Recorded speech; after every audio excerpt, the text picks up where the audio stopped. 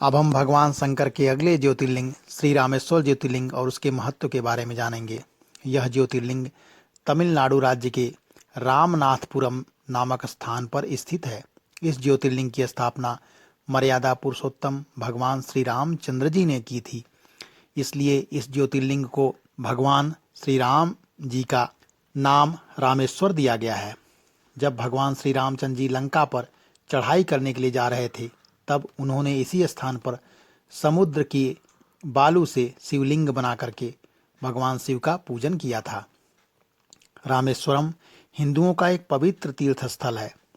यह तमिलनाडु के रामनाथपुर जिले में स्थित है। यह तीर्थ हिंदुओं के 4 धामों में से एक है। इसके अलावा यहाँ स्थापित शिवलिंग 12 ज्योतिर्लिंगों में से भी एक है। भारत के उत्तर में काशी को जो मान्यता है, वहीं दक्षिण में रामेश्वरम का है। रामेश्वरम चेन्नई से लगभग 450 मील दक्षिण पूर्व में है। यह हिंद महासागर और बंगाल की खाड़ी से चारों ओर से एक सुंदर शंख के आकार का द्वीप है। बहुत पहले यह द्वीप भारत की मुख्य भूमि के साथ जुड़ा हुआ था, परंतु बाद में सागर की लहरों ने इस मिलाने वाली कड़ी को काट दिया, जिससे यह चारों ओर पानी से घिरकर टापू बन गया। यहाँ भगवान राम ने लंका पर चढ़ाई करने से पूर्व पत्थरों के सेतु का निर्माण करवाया था, जिस पर चढ़कर वानर सेना लंका पहुंची और वहां विजय प्राप्त की। बाद में राम ने विभीषण के अनुरोध पर धनुष कोटि नामक स्थान पर यह सेतु तोड़ दिया था।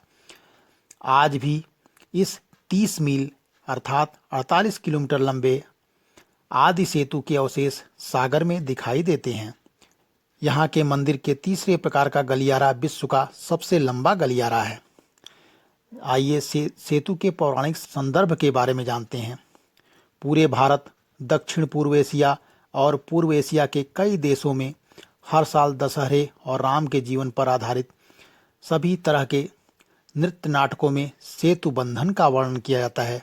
राम के बनाए इस पुल का वर्णन रामायण में तो है, महाभारत में श्री राम के नल सेतु का जिक्र किया गया है।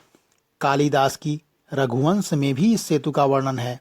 अनेक पुराणों में भी श्री राम सेतु का विवरण मिलता है। नासा और भारतीय सैटेलाइट के लिए गए चित्रों में धनुष कोटि से जाफना तक जो एक पतली सी द्वीपों की रेखा दिखती है, उसे ही आज राम सेतु के नाम से जाना जाता है। इसी पुल को बाद में एडम्स ब्रिज का नाम मिला। यह सेतु तब 5 दिनों में ही बन गई थी। इसकी लंबाई 100 योजन और चौड़ाई 10 योजन थी। इसे बनाने में उच्च तकनीक का प्रयोग किया गया था। देखिए रामेश्वर ज्योतिर्लिंग की स्तुति कैसे करते हैं।